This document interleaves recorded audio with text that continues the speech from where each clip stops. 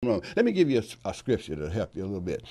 There was when Jesus was doing his earthly ministry, he was on earth, and I think it was the church people came to him because they had caught a woman that was actually in the act of adultery. In the act. In the very act, caught her doing a thing. Caught her doing the wild thing. Yeah, caught her doing her thing. And they actually caught him. And the law of Moses said if you catch him like that, you can stone him. You can put a rock. You got him. You can do him in. You can whatever. And so they came to Jesus with this woman and said, "Here she is, Jesus. Said we got her now. All this stuff you've been preaching and teaching and everything. We caught this woman in the very act of adultery. Now, what do you say? The law of Moses said we could stone her. What do you say?" Jesus was cool as he always is, and I think that's the case. That's the time he bent down and started writing in the dirt. I think that's the time. Yeah. Well, I don't think that's the spittle is, but anyway, I think he just wrote in, and then he calmly raised his head up and he said, "Now, let he who is without sin cast the first stone." And so what happened, they said, well, nobody was able to cast the first stone because all of them were sinful, and they walked off, from the youngest to the eldest. And then Jesus said to the woman, "Woman, where are thine accusers?" And she said, "I have none." He said, "Well, neither do I accuse you. Go your way and don't sin no more, because if you do, something worse than that might come on you." Now, why did I tell this long story? The reason for that is because this woman, there was no doubt as to whether she was right or wrong. She was guilty. Okay, now here's what I want to equate that to. If you look out there and you say homosexuality is wrong, okay, now that may be the case or that may not be the case, because we know it's wrong. But those people may be able to help it or they may not be able to help it. But there's no ironclad proof. You can't prove it one way or another. You see what I'm saying? Okay, but in this case, Jesus said even if you can prove it, because as was the case with the woman, they had her, they caught her in the very act. We know that she was guilty. She was violating the laws of God. She was doing something God didn't want to and didn't want her to do. And even in that situation, Jesus said, you still can't judge her. See, it's not your responsibility to judge people or to make a determination on whether they're right or wrong, because I say this all the time, and I hope people are getting this. See, you can see what's wrong, but you can't look past the what to why. You don't know what precipitated that. Jesus said in another situation, another parable he gave, he talked about the tares and the wheat growing together. Remember that situation? And he said, now, when someone said, well, do you want us to go out and pull up the tares or whatever? He said, no, don't you try and pull the tares up, because when you do, you're going to cause more damage than you actually fix. He said, because in the process of pulling up the tares or removing the tares, you're going to remove some of the wheat or whatever situation. He said, I want you to let them go together and grow together, rather. He said, and I will take care of separating them. He said, I'm going to send my angels. Now, this is significant. He said, I'm going to send my angels to take care of the harvest. And the reason why he said angels is because this has to be a spiritual thing.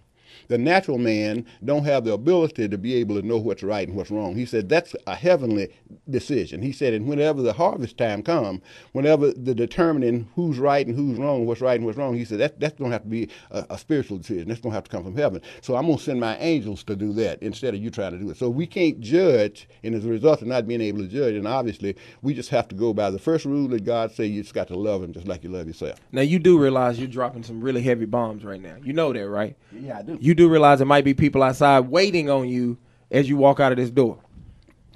Well, you know what? If they are, it still won't change the fact that what I say is right.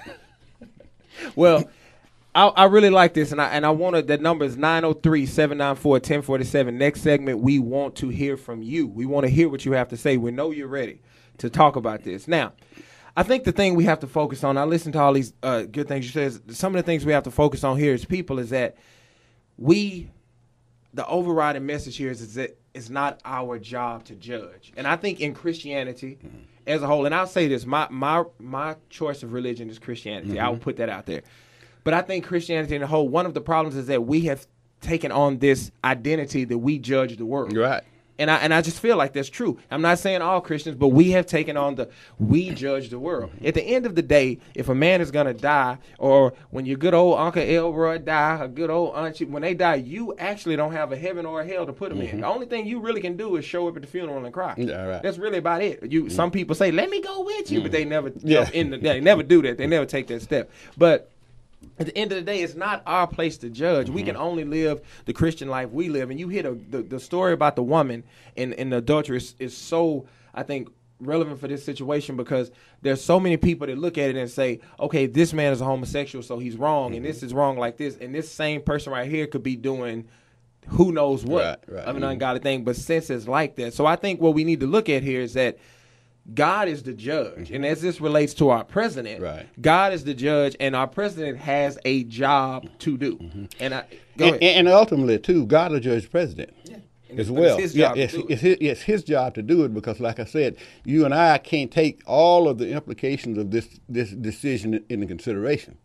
Yes, the tares need to be pulled up, but you don't need to uproot the wheat in the process. So if we don't, sometimes in this world, first of all, let me just say this. A lot of people feel like that we live in talk like that we live in a perfect world. Now, we live in a perfect world from God's vantage point, which means that the world is exactly what God intended to be when he said, first, let there be light. Now, wait a minute. Which that's another show all in itself. Right, but at the same time, it's not perfect regarding man. In other words, it will not perfectly satisfy the desires of man in his present condition because of the infusion of sin that man brought into it. So it's not going to work for us.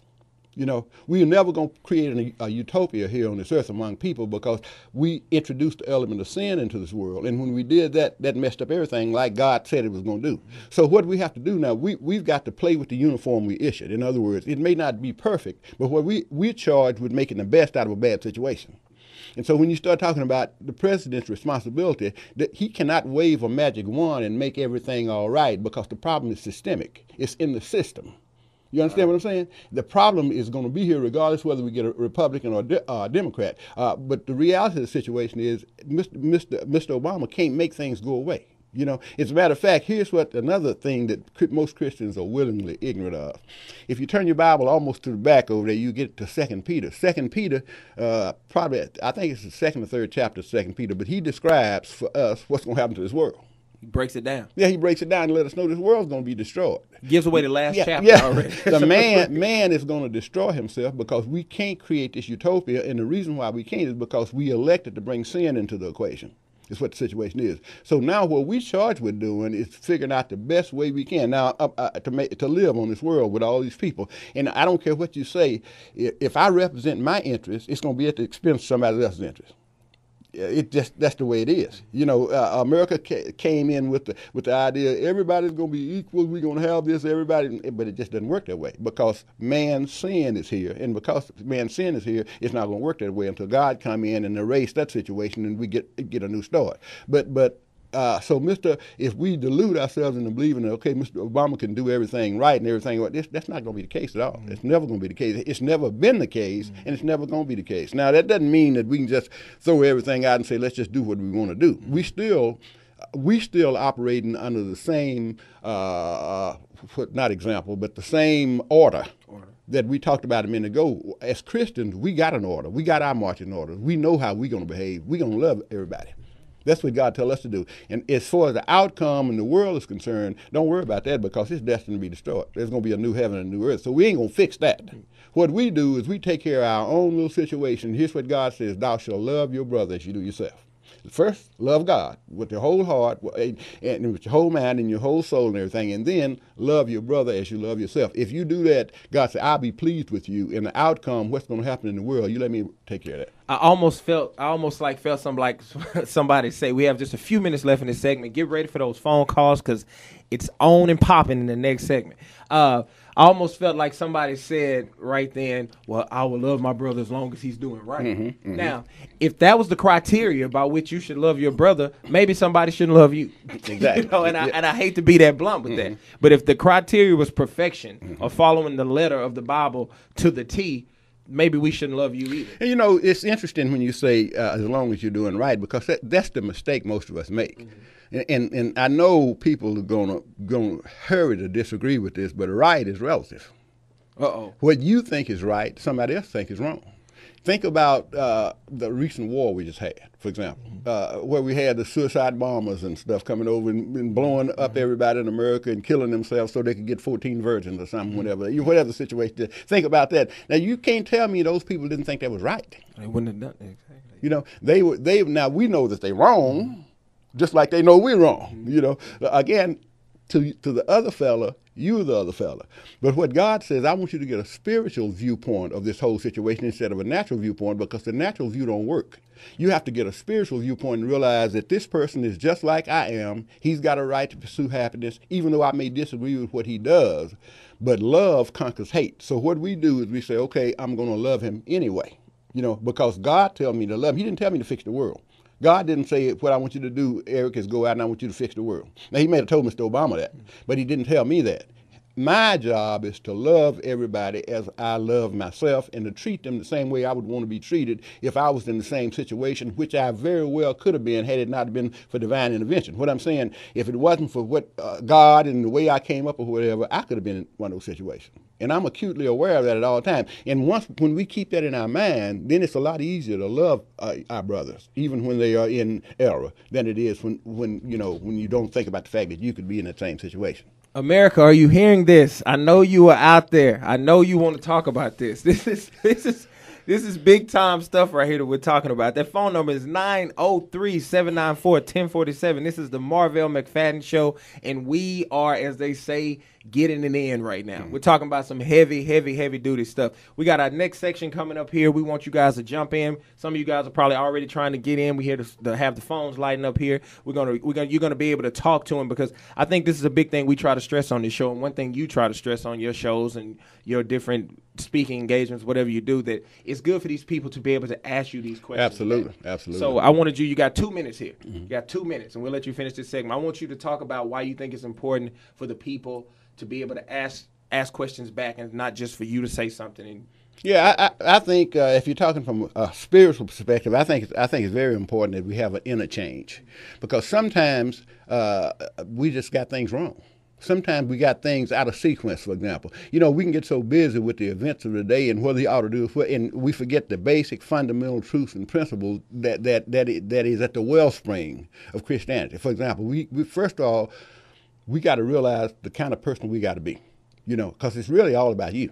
You can't control anybody in this life but yourself. That's all you can control. But if you can control yourself the right way, then that's all you really need to control, because you got a lot of stuff at your disposal. But it first got to come through you knowing who you are and you knowing who God is, and you behaving the right way. That's what we're responsible for. I can't make you do what I want you to do as hard as I try. I can't make you do it, nor can you make me. But what you do is you got to come to grips with the fact that man is a person just like I'm one. And as such, he's got rights just like I have rights or whatever. So I think we, instead of talking and preaching so much, we really ought to have more interchanges. People need to be able to sit down and say, hey, look, in an unemotional way. We need to be, instead of me preaching and running around and jumping like a wild Indian or whatever, excuse me, wild Indian.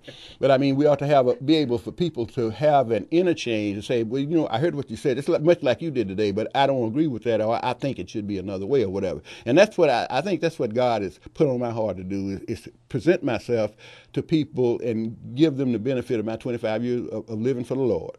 And not thinking that I'm always right, because I'm not always right. But I think that that's what I'm trying to do here, and I think people should be able to express themselves. Once again, it's the Marvell McFadden Show. It's hot up here. It's really hot. The mob is forming outside as we speak.